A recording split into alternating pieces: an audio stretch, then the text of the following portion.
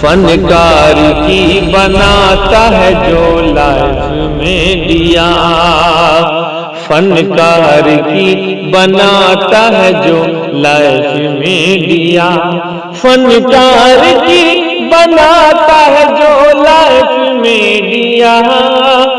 عمران بھائی کا ہے وہ بس کیف میں دیا، جی کیف میں دیا، کیف میں دیا، کیف میں دیا۔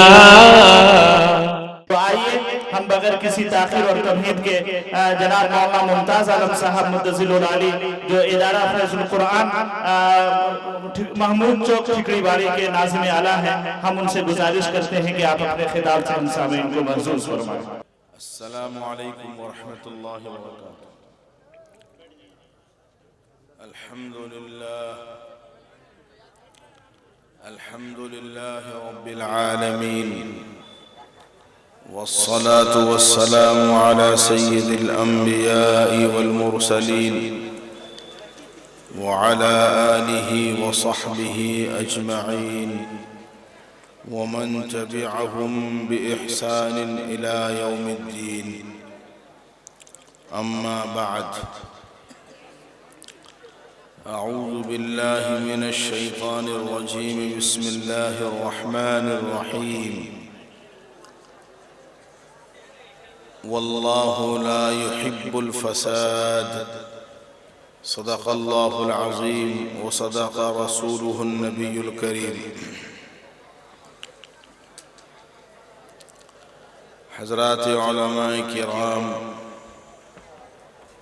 بزرگوں اور بھائیوں، اور پردے میں بیٹھی ہوئی مائیں اور بہنیں،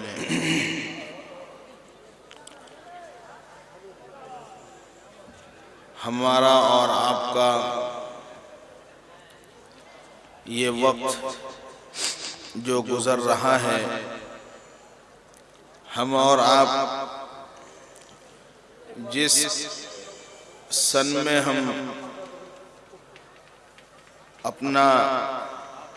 ہم لوگوں نے اپنی آنکھیں کھولی ہیں، یہ زمانہ پیارے نبی جناب محمد الرسول اللہ صلی اللہ تعالی علیہ وآلہ وسلم کے زمانے سے تقریباً 1400 سال کے بعد کا زمانہ ہے،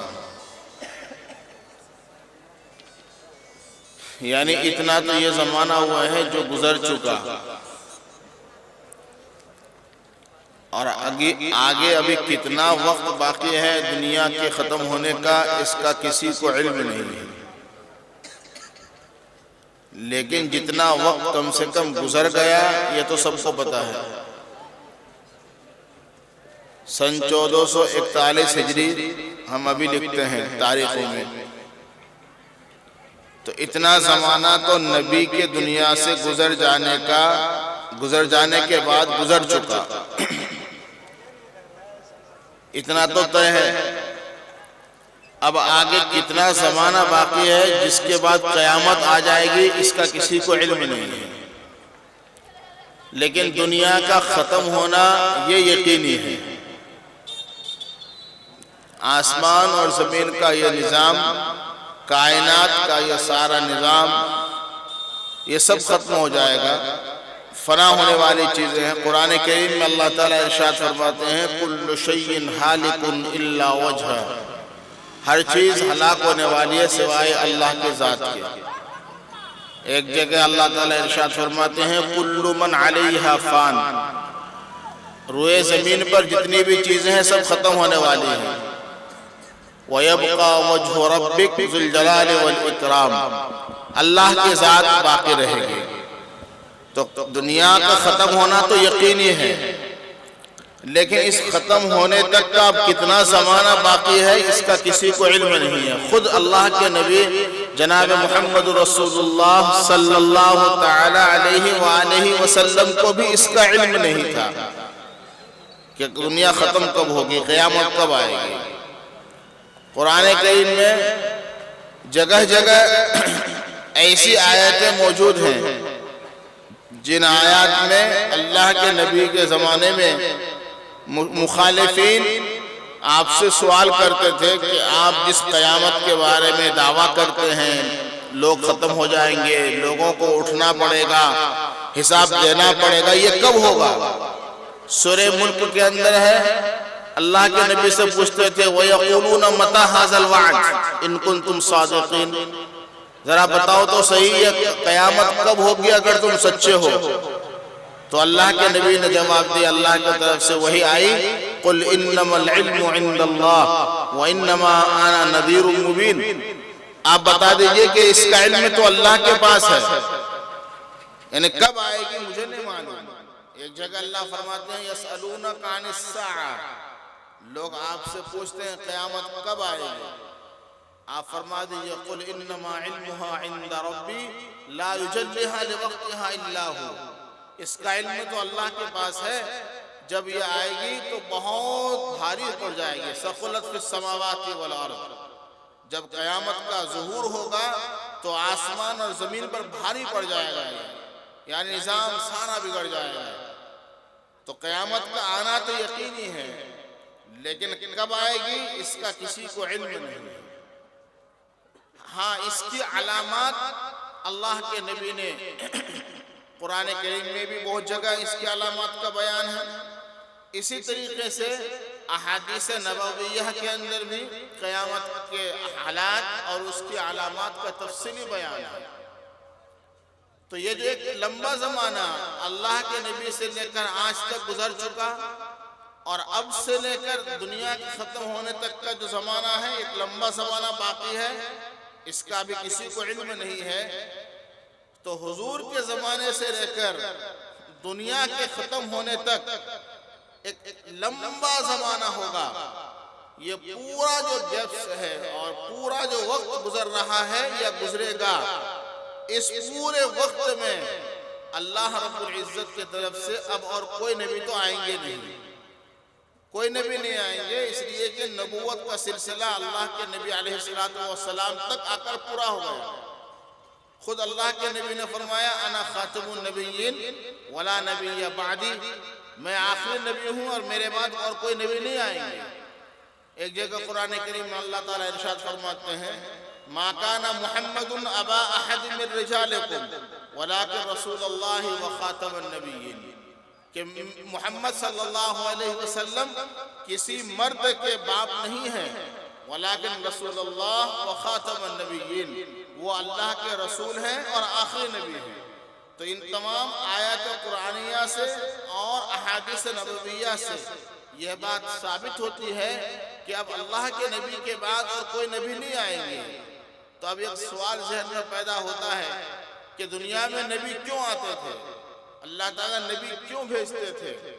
ظاہر بات ہے نبی بھیجنے کی وجہ تھی تاکہ لوگوں کو اچھائی اور برائی کا پتہ چلے، لوگوں کو دین حق کا اور غیر دین حق کا پتہ چلے کہ صحیح کیا ہے اور غلط کیا ہے، سچی بات کیا ہے اور غلط بات کیا ہے، اس کا لوگوں کو پتہ چلے کہ بھائی آدمی کے سامنے راستہ کون سا ہے جس کو اختیار کر کے وہ چلے گا۔ چنانچہ جناب رسول اللہ صلی اللہ علیہ وسلم کو اللہ تعالیٰ نے جو دین دے کر بھیجا، یہی دین حق ہے۔ قرآن کریم میں ایک جگہ اللہ تعالیٰ ارشاد فرماتے ہیں نون والقلم وما يسطرون ما انت بنعمت ربک بمجنون وان لک لاجرا غیر ممنون وانک لعلی خلق عظیم۔ اللہ کے نبی جناب محمد رسول اللہ صلی اللہ علیہ وسلم نے جس ماحول میں دین کا پیغام لوگوں کو پہنچایا تو لوگوں نے آپ کو، جہاں بہت سے لوگوں نے آپ کو قبول کیا تو وہیں پر بہت سے لوگوں نے آپ کو مجنون کہا، دیوانہ کہا اور پاگل کہا کہ یہ تو ایک مجنون آدمی ہے، پاگل آدمی ہے۔ تو اس کے جواب میں اللہ تعالیٰ نے قسم کھا کر فرمایا ما انت بنعمت ربک بمجنون، آپ اپنے رب کے فضل سے پاگل نہیں ہیں، دیوانہ نہیں ہیں، آپ کوئی مجنون آدمی نہیں ہے۔ کیوں مجنون آدمی نہیں ہے؟ اس لیے کہ پاگل آدمی جو کوئی کام کرتا ہے، پاگل آدمی کے کام کا صلہ نہیں ملا کرتا، مجنون اور دیوانہ آدمی کوئی کام کرے تو اس کے کام کا اس کو بدلہ نہیں ملتا. وَإِنَّ لَكَ لَأَجْرًا غَيْرَ مَمْنُونٍ. اور آپ کا تو حال یہ ہے کہ آپ کے ایک ایک عمل پر اللہ کی طرف سے آپ کو ایسا بدلہ ملنے والا ہے غیر مجنون غیر ممنون، جو کبھی ختم ہونے والا نہیں ہے. تو آپ دیوانہ کیسے ہو سکتے ہیں؟ آگے فرمایا وَإِنَّكَ لَعَلَىٰ خُلُقٍ عَظِيمٍ. آپ کو تو اللہ تعالیٰ نے بڑے خلق پر اور بڑے اچھے طریقے پر پیدا کیا ہے. تو خلق عظیم کی تفسیر جو کی گئی ہے، دو طرح اس کی تفسیر کی گئی ہے. خلق عظیم کی پہلی تفسیر یہ ہے کہ خلق عظیم سے مراد ہے دین اسلام، دین ہدایت. یعنی اللہ تعالیٰ نے جو طریقہ آپ کو دیا ہے یہ دین ہدایت ہے اور صراط مستقیم ہے. صراط مستقیم کو دے کر آپ کو دنیا کے اندر بھیجا گیا ہے. وَإِنَّكَ لَعَلَىٰ خُلُقٍ عَظِيمٍ. تو یہاں پر یہ چیز سمجھانا چاہتا ہوں میں آپ کو کہ نبی کے طریقے کو اللہ تعالیٰ نے خلق عظیم کہا، سیدھا راستہ، سیدھا طریقہ کہا گیا ہے.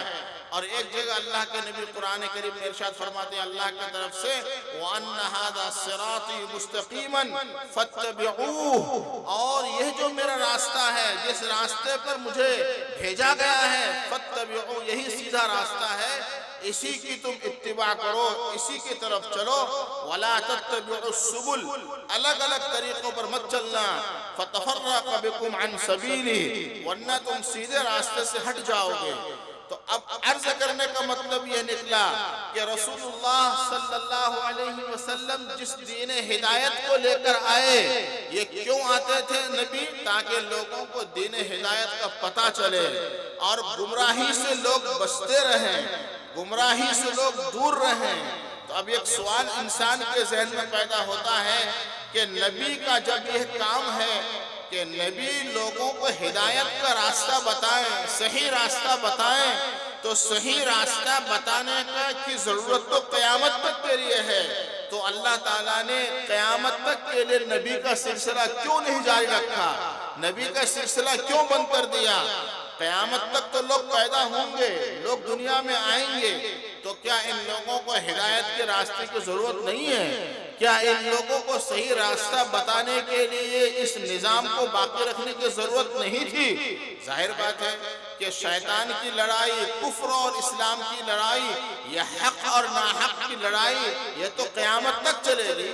اور یہ قیامت تک یہ مسئلہ رہے گا لوگوں کے لیے کہ میں کس طریقے سے سیدھے راستے پر قائم رہوں. اور سیدھے راستے کی دعوت دینے والے نبی تھے، تو اللہ تعالیٰ نے نبیوں کا سلسلہ کیوں بند کر دیا؟ کیا لوگ اب ہدایت پر جم گئے؟ اب قیامت تک لوگ گمراہی کی طرف نہیں جائیں گے؟ یہ بات تو نہیں ہے. اس لیے کہ جس وقت آدم علیہ السلام کو جنت سے نکال کر اللہ نے دنیا میں بھیجا، اور اس سے پہلے جو شیطان کا معاملہ پیش آیا تھا، جب تمام فرشتوں سے سجدہ کرنے کے لیے کہا گیا، آدم علیہ السلام کو شیطان نے سجدہ نہیں کیا، تو اس وقت شیطان کو اللہ نے کہا کہ تو یہاں سے نکل جا، اب تو یہاں نہیں رہ سکتا ہے. تو اس وقت شیطان نے کہا تھا قال فبما اغويتني لاقعدن لهم صراطك المستقيم، کہ ٹھیک ہے آپ نے مجھے جنت سے نکال دیا، کوئی حرج نہیں ہے، لیکن میں قسم کھا کر کہتا ہوں لاقعدن لهم صراطك المستقيم، میں آپ کے بندوں کے سیدھے راستے پر بیٹھ بیٹھ کر میں انہیں جہنم کے راستے کی طرف بھیجوں گا.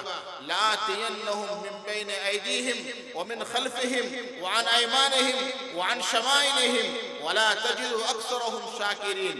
شیطان نے قسم کھا کر کہا کہ میں آپ کے بندوں کو اس طرح بہکاؤں گا کہ میں آگے سے بھی ان کو دین سے روکوں گا، پیچھے سے بھی میں ان کو دین سے روکوں گا، دائیں سے بھی میں انہیں دین سے روکوں گا، اور بائیں سے بھی میں ان سے روکوں گا.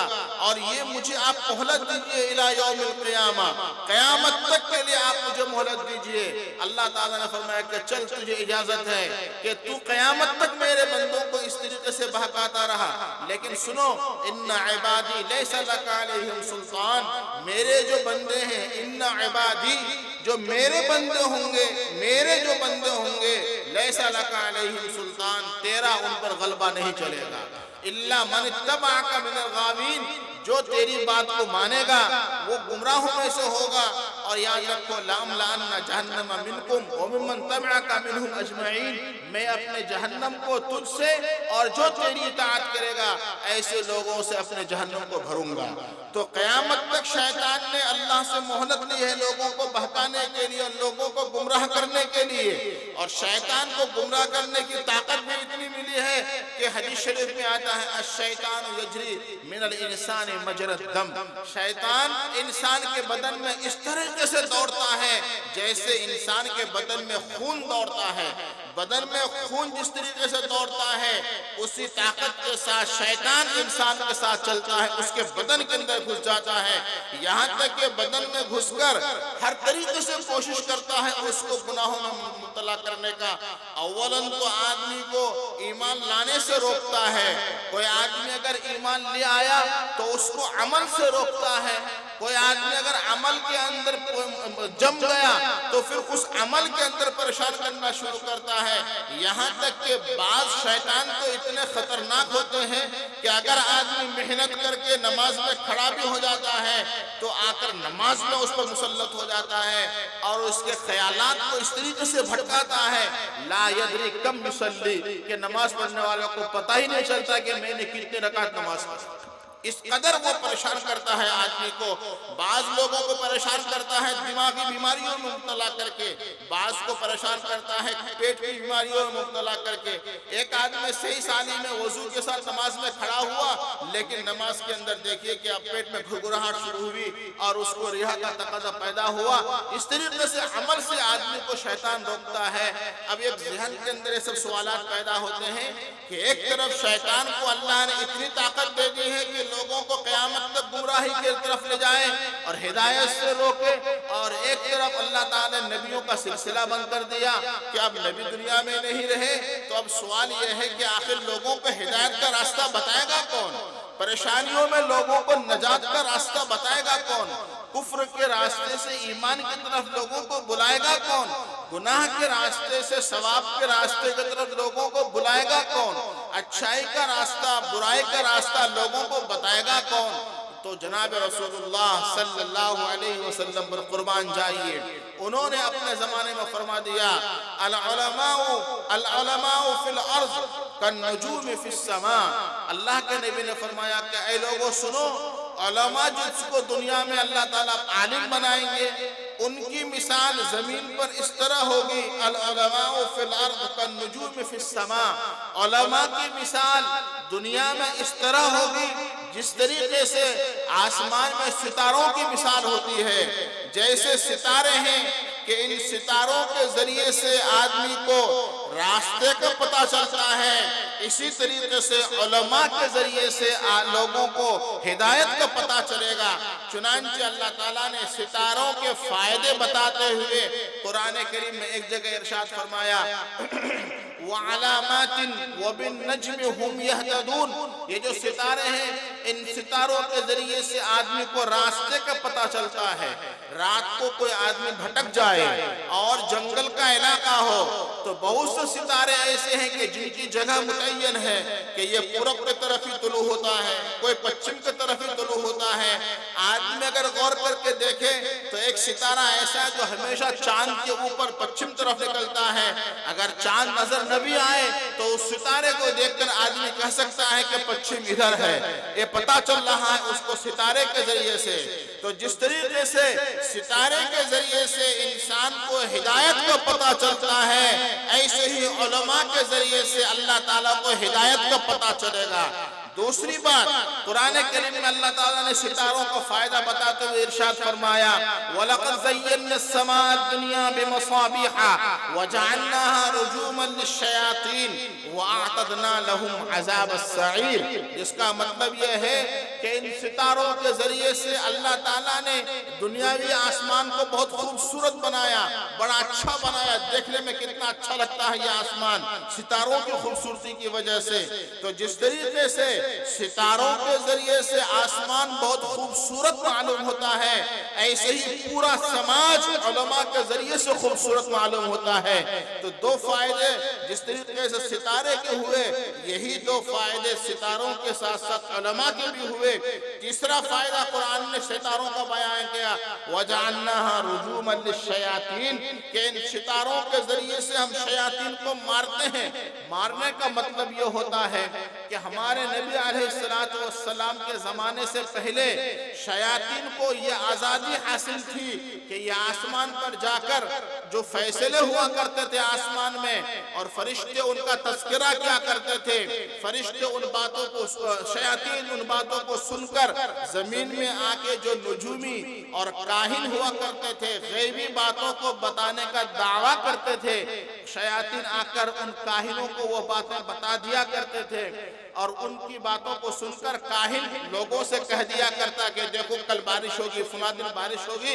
हालांकि उसमें काहिन का कोई कमाल नहीं होता था, शैतान ऊपर के फैसलों को आकर लोगों को बता देता और उसके नतीजे में ये बात दुरुस्त हो जाती, तो लोग उन काहिनों के पीछे पड़ जाते और हिदायत को छोड़ देते। अल्लाह ताला ने हमारे नबी की हिफाजत में इंतजाम ये किया कि इन फरिश्तों, इन शयातीन का आसमान पर जाना बंद कर दिया, और अब आसमान पर नहीं जा सकते हैं ये।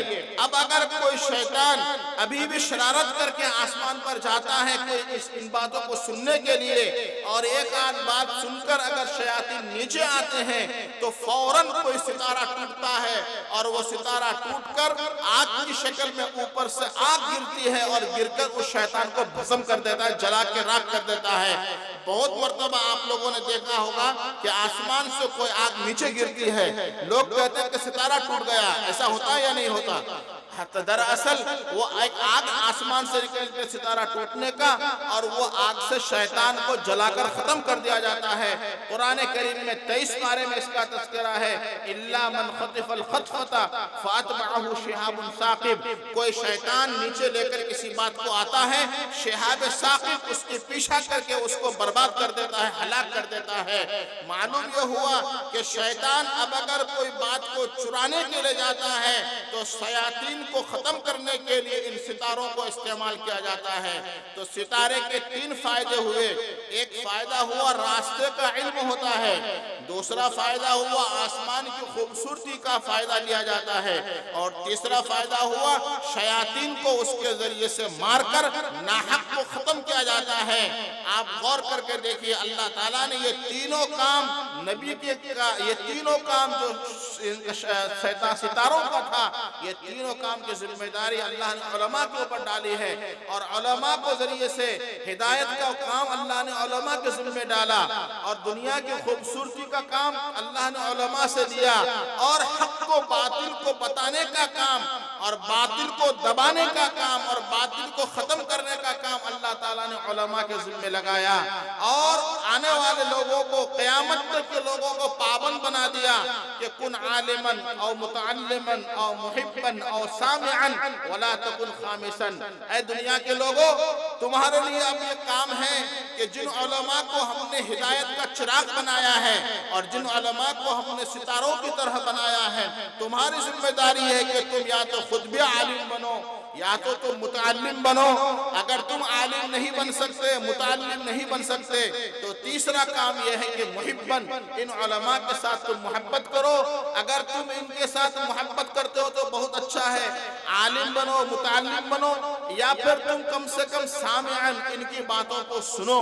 जब ये कोई दीन की बातें करे तो उनकी बातों को सुना करो, और आखिरी बात यह कि मुहिब्बन, इनसे मोहब्बत किया करो। तो 3 काम बताया, 4 काम अल्लाह ने उलमा के जरिए से उम्मत को बताया कि या तो तुम खुद भी आलिम बनो, या तुम मुतअल्लिम बनो, या तुम सामिअ बनो, या उनसे मोहब्बत करने वाला बनो। वला तकुन खामिसन, मुसलमान का कोई भी तबका इन 4 जमात से अलग कहीं न निकले। अगर तुमने इनके अलावा हटकर इनके साथ दुश्मनी शुरू की, इनके साथ अदावत का मामला रखा, फतकुन हालिकन, तुम हलाक हो जाओगे, जलील हो जाओगे, बर्बाद हो जाओगे। इसलिए कि ये उलमा ही तुमको हिदायत का रास्ता बतलाएंगे।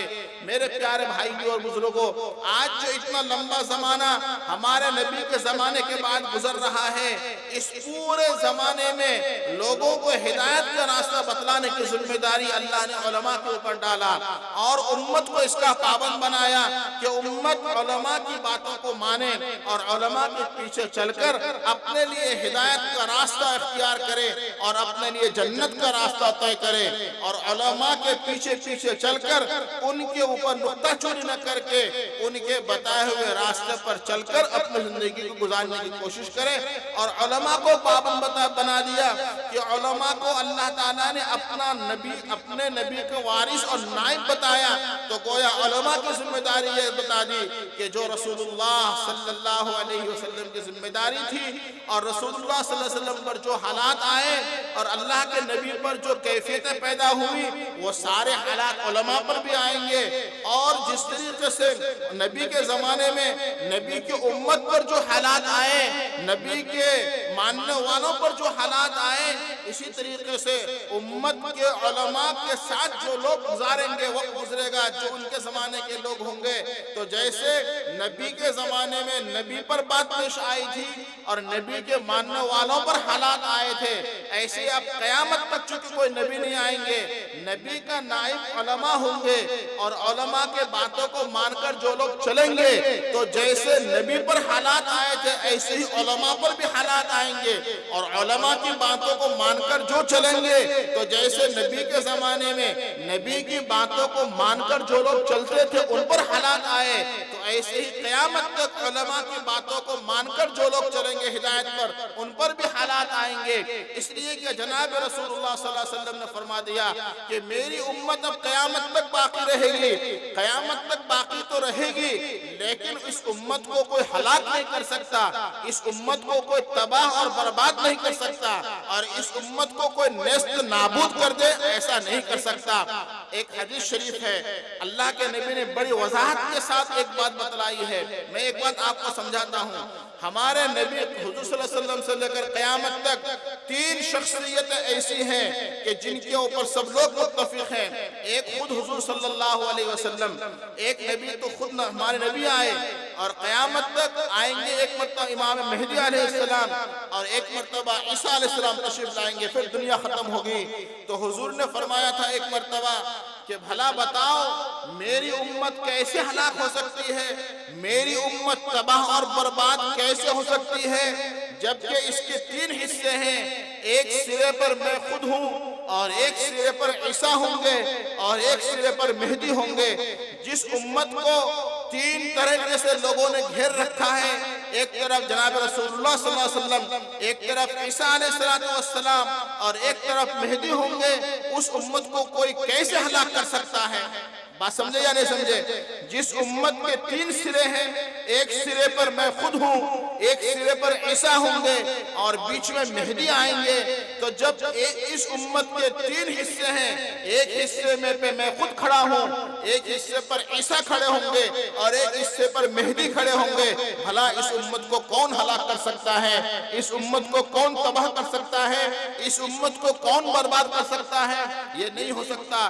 لہٰذا اگر کوئی آدمی یہ سوچتا ہے کہ ہم ان امت کو یعنی محمد صلی اللہ علیہ وسلم کے ماننے والوں کو تباہ اور برباد کر دیں گے، ہلاک کر دیں گے، ختم کر دیں گے، تو یہ ان کی خام خیالی ہے، اس لیے کہ یہ اللہ کی طاقت کے ساتھ مقابلہ ہے۔ قرآن کریم میں اللہ تعالیٰ نے 2 طاقتوں کا تذکرہ کیا ہے، ایک اللہ کی طاقت کا اور ایک اللہ کے دشمنوں کی طاقت کا۔ قرآن کہتا ہے کہ جو اللہ کے دشمنوں کی طاقت ہے ان کی مثال مکڑی کے جالے کی طرح ہے۔ قرآن کریم میں اللہ تعالیٰ ایک جگہ ارشاد فرماتے ہیں مثل الذین اتخذوا من دون اللہ اولیاء کمثل العنکبوت، ان لوگوں کی مثال جو اللہ کو چھوڑ کر دوسروں کو معبود بناتے ہیں، کمثل العنکبوت، ان کی مثال مکڑی کی طرح ہے۔ مکڑی اتخذت بیتا، جس مکڑی نے شاندار گھر بنایا، لوگوں کے مکانوں میں جالا بنایا، وَإِنَّ أَوْهَنَ الْبُيُوتِ لَبَيْتُ الْعَنْكَبُوتِ، دنیا کے مکانوں میں سب سے کمزور مکان مکڑی کا جالا ہوتا ہے۔ اللہ تعالیٰ نے اللہ کی طاقت کے علاوہ جتنی بھی طاقتیں ہیں ان تمام طاقتوں کو مکڑی کے جالا کے ساتھ تشبیہ دیا ہے کہ یہ مکڑی کے جالے کی طرح ہے۔ ذرا غور کیجئے کہ اللہ کی طاقت کے سامنے دنیا کی تمام طاقتوں کو اللہ نے مکڑی کا جالا قرار دیا ہے، تو جب جب دنیا کی ساری طاقتیں اللہ کے سامنے مکری کی جالے کی طرح ہیں، تو جو اللہ کے اوپر یقین لانے والے بندے ہیں، جن کا تعلق اللہ کے ساتھ ہے، اللہ کی ذات کے ساتھ ہے، انہیں خود سوچنا چاہیے کہ خدا کی طاقت ہمارے ساتھ ہے، خدا کی نصرت ہمارے ساتھ ہے۔ غیروں کے پاس تو مکری کے جالے ہیں، ان مکری کے جالوں کی کیا حیثیت ہے، اور ان مکری کے جالوں کی کیا کچھ حیثیت ہو سکتی ہے اللہ کی طاقت کے سامنے؟ ظاہر بات ہے کوئی حیثیت نہیں ہے۔ تو اللہ تعالیٰ نے قیامت تک آنے والے انسانوں کی ہدایت کے لیے اور ہمت کے لیے نبیوں کے بعد، انبیاء کے بعد علماء کو بھیجا ہے۔ ہمارے سامنے جو ابھی چل رہے ہیں حالات، ان حالات کے بارے میں اگر ہم یہ سوچتے ہیں کہ یہ حالات ہمیں ہلاک کر دیں گے، یہ ہمیں ختم کر دیں گے، تو خود یہ ہماری بزدلی کی علامت ہے، یہ ہمارے کمزوری کی علامت ہے۔ یقین مانیے دنیا میں کبھی بھی ایسا ہوا ہی نہیں ہے کہ ایمان والوں کے ساتھ حالات نہیں آئے ہیں۔ قرآن نے صاف صاف ارشاد فرمایا وَلَتَسْمَعُنَّ مِنَ الَّذِينَ أُوتُوا الْكِتَابَ مِنْ قَبْلِكُمْ وَمِنَ الَّذِينَ أَشْرَكُوا أَذًى كَثِيرًا۔ چوتھے پارے میں صراحتاً اللہ نے سمجھایا وَلَتَسْمَعُنَّ مِنَ الَّذِينَ أُوتُوا الْكِتَابَ مِنْ قَبْلِكُمْ وَمِنَ الَّذِينَ أَشْرَكُوا۔ اے لوگوں سنو، تم کو قیامت تک ایسے حالات سننے پڑیں گے مشرکین کی طرف سے، اہل کتاب کی طرف سے، مخالفین کی طرف سے، ایسی باتیں تم سنو گے اذن کثیرہ، جس سے تمہیں دل میں بہت رنج ہوگا، بہت تکلیف پہنچے گی۔ تو یہ آیت تو قیامت تک کے لیے ہے۔ اس کا مطلب یہ نکلا کہ یہ ابھی کچھ نہیں، اگر یہ حالات ختم بھی ہو گئے مان لو تو تم یہ مت سمجھنا کہ ہم کامیاب ہو گئے۔ اس حالت کے بعد اور پھر ایک حالت آئے گی، اور اس حالت کے بعد اور ایک حالت آئے گی، اس لیے کہ یہ آیت قیامت تک ہے۔ امت آج جن حالات کو سن رہی ہے، اس کا یہ مطلب نہیں کہ ہم لوگ اگر مر گئے اور ہم نے ان حالات کا مقابلہ کر لیا تو آنے والے دنوں میں اور حالات نہیں آئیں گے، ایسا نہیں۔ اس لیے کہ یہ آیت تو قیامت تک ہے۔ آنے والے دنوں میں حالات کوئی اور طریقے سے آئیں گے، پریشانیاں کسی اور طریقے سے آئیں گی، آنا ہی ہے حالات۔ یہ بات سمجھ لیجئے گا، حکومت کے بدل جانے سے حالات سدھر جائیں گے، حکومت کی تبدیلی سے حالات نہیں آئیں گے، ایسا نہیں ہے۔ ایمان والا ہمیشہ حالات کے اندر جلن پیدا ہوتا ہے اور حالات کے اندر ہی وہ نکھرتا ہے۔ اللہ تعالیٰ نے حالات کے آنے کی طرف قیامت تک اشارہ کیا۔ ان حالات کا مقابلہ کرنے کے لیے اللہ نے دو لفظ بتایا ہے وَإِن تَصْبِرُوا وَتَتَّقُوا فَإِنَّ ذَلِكَ مِنْ عَزْمِ الْأُمُورِ۔ حالات جو ابھی آئے ہیں یہی نہیں، اس کے بعد بھی آئیں گے، قیامت تک آئیں گے۔ ان حالات میں تم کو دو کام کرنا ہے، وَإِن تَصْبِرُوا وَتَتَّقُوا۔ پہلا کام یہ کرنا ہے کہ تم کو جمنا ہے، ایمان کے اوپر جمنا ہے، وَتَتَّقُوا۔ دوسرا کام تم کو یہ کرنا ہے کہ تقوی اختیار کرنا ہے، صبر کرنا ہے اور تقوی اختیار کرنا ہے۔ اگر تم یہ دو کام کرتے رہے تو دوسری جگہ اللہ نے فرمایا لا يَضُرُّكُمْ كَيْدُهُمْ شَيْئًا۔ مخالفین کی جو بھی حالات آئیں گی وہ حالات تمہیں کوئی نقصان نہیں پہنچائے گا۔ اب تمہیں ڈر ہوتا ہے کہ ساری طاقت تو ان کے پاس، ساری حکومت تو ان کے پاس، ساری پولیس ان کے پاس، ساری ملٹری ان کے پاس، تو نقصان کیسے نہیں پہنچے گا؟ اللہ نے اگلا جملہ بہت سہل فرمایا ان اللہ بما یعملون محیط۔ یہ لوگ ایمان کی مخالفت میں جو کچھ بھی کرتے ہیں محیط، اللہ تعالیٰ کے علم میں ہے، سب کچھ اللہ کو پتا ہے کہ کون کس کی مخالفت میں کام کر رہا ہے۔ تمہارے ذمہ میں تو یہ دو کام ہے، صبر والا کام اور تقوی والا کام۔ اب یاد رکھیے صبر کا تین مطلب ہوتا ہے۔ ایک مطلب ہوتا ہے صبر کا گناہوں سے اپنے آپ کو بچانا، ایک مطلب ہوتا ہے مصیبت پر صبر کرنا، اور ایک مطلب ہوتا ہے نیک کام کرنے کے لیے جو پریشانی آتی ہے اس پریشانی کو برداشت کرنا۔ یہ تین کام ہوتا ہے صبر کا مطلب۔ جیسے مان لیجئے کہ ایک آدمی راستے میں جا رہا تھا، کوئی عورت بڑی نظر آئی، آپ نے اپنے آپ کو بچا لیا۔ اگر نہیں بچا سکے تو آپ نے گناہ پر صبر نہیں کر سکے، آپ نے گناہ کر لیا، تو اللہ فرماتا ہے کہ یہاں پر بھی اپنے آپ کو بچاؤ۔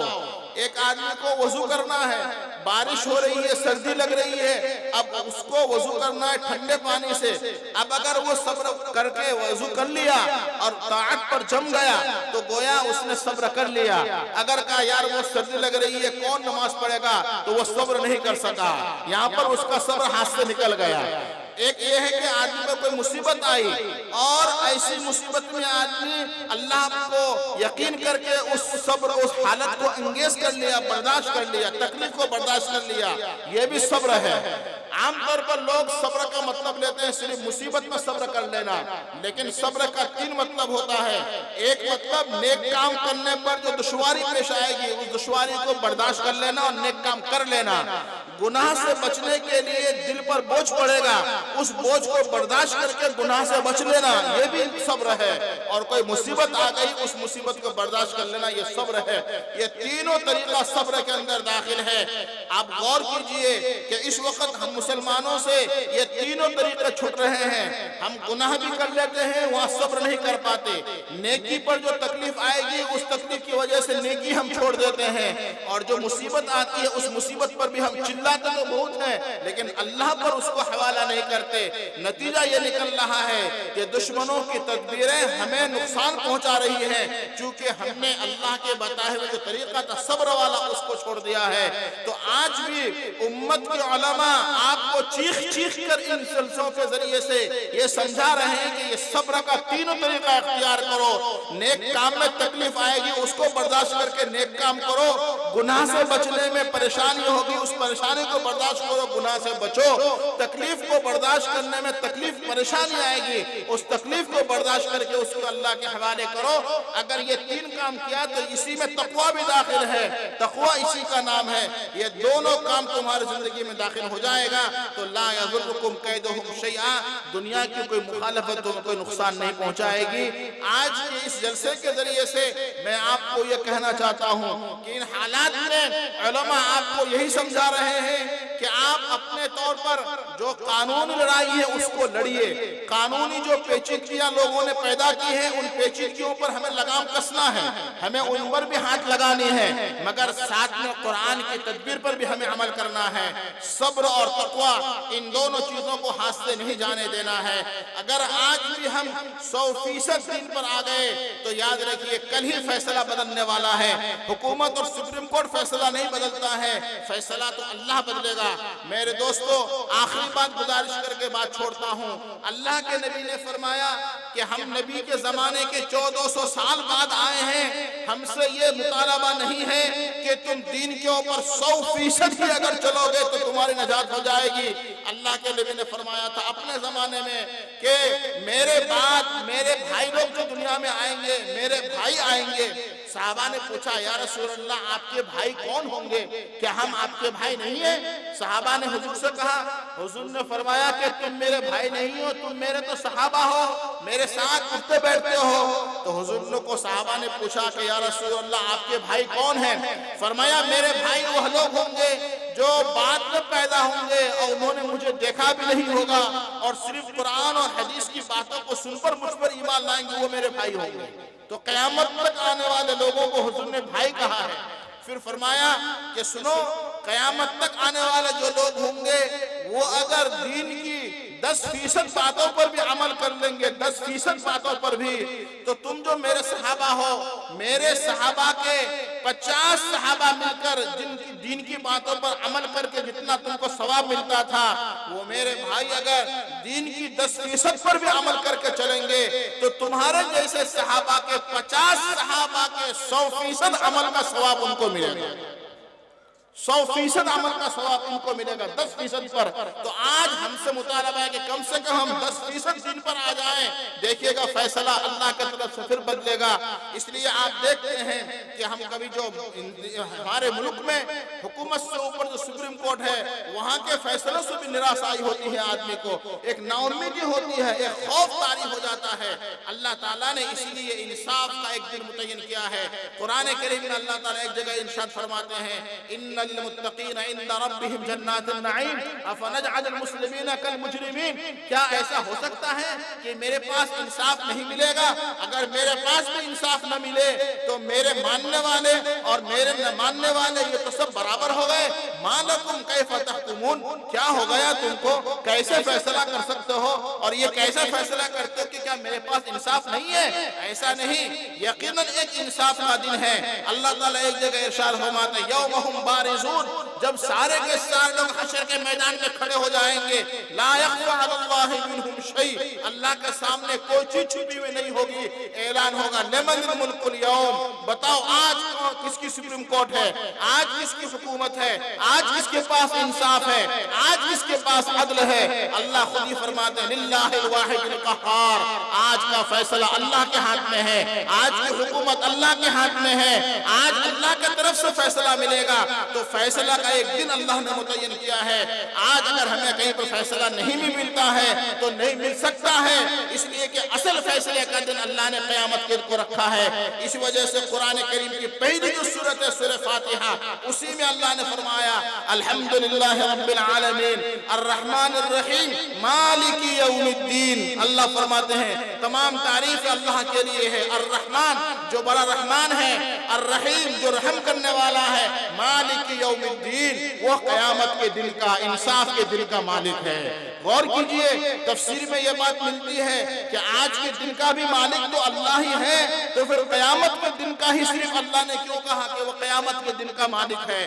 وجہ اس کی یہ ہے کہ اس دنیا کے نظام کو چلانے کے لیے حکومت عارضی طور پر اللہ تعالیٰ کسی کے ہاتھ میں دے دیتے ہیں. حکومت کسی کے ہاتھ میں دے دیتے ہیں تو وہ سمجھتا ہے کہ میں مالک ہوں, لیکن قیامت کے دن یہ ظاہری حکومت بھی ختم ہو جائے گی, ظاہری بادشاہت بھی ختم ہو جائے گی. سورہ 3 میں اللہ نے فرمایا الیس اللہ باحکم الحاکمین, تمام حاکموں سے بڑھ کر اللہ حاکم ہوگا. اس لیے ہمیں اور آپ کو مایوس ہونے کی کوئی ضرورت ہی نہیں ہے. اللہ نے قرآن میں فرمایا مومن مایوس نہیں ہوتا. لا تیأس من روح اللہ, اللہ کی رحمت سے کبھی نا امید ہونا ہی نہیں ہے, مایوس ہونا ہی نہیں ہے. لیکن ہمارے سامنے ایک بات ہے, بات یہ ہے کہ ہمیں اپنے زبانوں پر لگام بھی رکھنا ہے. ہمیں موجودہ حکومت کے تعلق سے اللہ سے لو تو لگانا ہے, لیکن اپنی زبانوں سے انہیں برا بلا کہہ کر اپنے کو مصیبت میں نہیں ڈالنا ہے.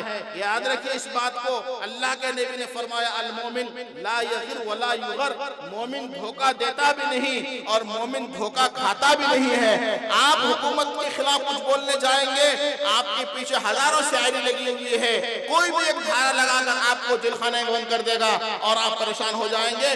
تو حکومت کے خلاف زبان کو استعمال کرنا بھی ہے تو قانون کے دائرے میں رہ کر, قانون سے اوپر اٹھ کر نہیں. چونکہ ملک بھی ہمارا ہے, مذہب بھی ہمارا ہے, ہمیں اپنوں کو بھی بچانا ہے, ملک کو بھی بچانا ہے. ہم نے کوئی ایسا پروٹیسٹ کے اندر قانون کے خلاف کوئی کام کر لیا کہ جس کام کی وجہ سے آپ بند ہو گئے جیل خانے میں, اب آپ کی ساری آل اولاد پریشان ہو گئی. ہمیں قانون کے دائرے میں رہ کر کام کرنا ہے. ملک کا بھی ایک قانون ہے جس کا نام ہے دستور ہند. جب یہ ملک ہمیں آزادی ہمیں ملا ہے یہ آزاد ہو کر, تو یاد رکھیے یہ ملک جو آزاد ہوا, یہ آزادی پھول کے گلدستے کی شکل میں ہمارے ہاتھ میں نہیں دے دی گئی تھی, بلکہ اس کے پیچھے ایک لمبی تاریخ ہے, ایک لمبی تاریخ ہے. 200-250-300 سال پر مشتمل ہے. 250-300 سال کی مصیبت کے بعد یہ آزادی ہمارے ہاتھ میں آئی ہے. یہ کوئی گلدستے کی شکل میں ہمارے ہاتھ میں نہیں پیش کی گئی. اور جب یہ ملک پھر آزاد ہوا تو چونکہ اس ملک کے اندر مختلف طبقے کے لوگ تھے, تو ملک کو چلانے کے لیے چونکہ ملک میں اسلامی قانون نافذ نہیں تھے, اس لیے 2 سال 6 ماہ 18 دن کے اندر ملک کے قانون مرتب کیے گئے اور قانون بنایا گیا. ڈاکٹر بھیم راؤ امبیڈکر کے ماتحت میں ایک کمیٹی تشکیل دی گئی, دستور ساز کمیٹی. اس دستور ساز کمیٹی کے ماتحت 2 سال 6 مہینہ 18 دن کے اندر ملک کے قوانین نافذ کیے گئے, بنائے گئے, اور 1950 میں 26 جنوری کے اندر یہ قوانین ملک میں نافذ کیا گیا دستخط کے ساتھ. تو یہ قانون ہمارے ملک کو چلانے کے لیے ہمارے پاس ابھی موجود ہے. اور جب کسی بھی چیز کا قانون بنتا ہے اور کوئی آدمی اس قانون کے آگے بڑھنے کی کوشش کرتا ہے تو وہ ظالم شمار ہوتا ہے. قرآن میں اللہ نے فرمایا وَمَن يَتَعَدَّ تِلْكَ حُدُودُ اللَّهِ, جیسے قرآن کے متعین کردہ قانون کو اللہ نے حد بیان کیا ہے کہ یہ حدیں ہیں. وَمَن يَتَعَدَّ حُدُودَ اللَّهِ, جو اللہ کے حد سے آگے بڑھے گا وہ ظالم ہوگا. ایسے ایسے ہی ملک کو چلانے کا بھی کچھ قانون متعین ہے. جو لوگ ان قانون سے اٹھ کر آگے بڑھنے کی کوشش کریں گے قانون کو پھان کر، وہ اللہ کی نگاہ میں ظالم ہوگا. یاد رکھیے ملک کو اللہ تعالیٰ کافر کے ذریعے سے چلاتے ہیں لیکن ظالم کے ذریعے سے نہیں چلاتا. اس لیے جو لوگ قانون کو توڑ کر، قانون کو پامال کر کے لوگوں کو پریشان کرتے ہیں، یہ لوگ اللہ کے کنبے ہیں. اس کا کوئی مطلب نہیں کہ کوئی ایمان والا ہے کوئی غیر ایمان والا ہے. دیش میں جو لوگ رہتے ہیں وہ سب اللہ کے کنبے اور اللہ کی ایک مخلوق ہے، اللہ کے عیال کے لوگ ہیں. واللہ لا یحب الفساد. میں نے اسی آیت سے بات شروع کی تھی. اللہ تعالیٰ فساد کو پسند نہیں کرتا، تو قانون کو توڑنے کو اللہ پسند نہیں کرتا ہے. ظلم کا خاتمہ ہوتا ہی ہے. ظالم کبھی بھی لمبا جی نہیں سکتا. تو آج کے حالات میں جو ہمارے ساتھ ظلم کا معاملہ ہے، ہمیں اللہ سے لو لگانا چاہیے اور ظلم کا خاتمہ ہوتا ہی ہے تو ظالم کا بھی خاتمہ ہو کر رہے گا. ہم اپنے آپ کو ان کے کچھ کہہ کر مصیبت میں ڈالا، اپنا صبر اور تقوی اختیار کریں. قانون کے ماتحت رہ کر احتجاج کو اور اپنی محنت کو چلاتے رہیں. لڑائی لمبی ہو سکتی ہے، اس کے لیے بھی تیار رہیں. جیسے آزادی کے لیے 250-300 سال محنت کرنی پڑی، ہم ابھی مایوس ہو جاتے ہیں کہ بھائی ہماری محنت تو کوئی کام نہیں کر رہی ہے، کچھ رنگ نہیں لا رہے. ایسا نہیں ہے. محنت کسی کے رائے گا نہیں جاتی ہے. صبر سے، تقوی سے، ہمت سے آگے بڑھتے رہیے. اللہ والے لوگ آپ کے ساتھ ہیں، علماء آپ کے ساتھ ہیں، بزرگان دین آپ کے ساتھ ہیں. ملک کا سب سے بڑی بات یہ ہے کہ ملک کا جمہوریت اور ملک کا قانون اور دستور آپ کے ساتھ ہے. اس لیے آپ کو پریشان ہونے کی ضرورت نہیں. آپ اللہ کے قوانین کا پابند رہیے، ملک کے قوانین کا پابند رہیے. انشاءاللہ فتح آپ کی ہے. اللہ تعالی ہمیں اور آپ کو ہمت عطا فرمائے اور دینی اور شریعت پر جم کر دین کے ساتھ جڑے رہنے کی توفیق عطا فرمائے. وآخر دعوانا الحمدللہ رب العالمین.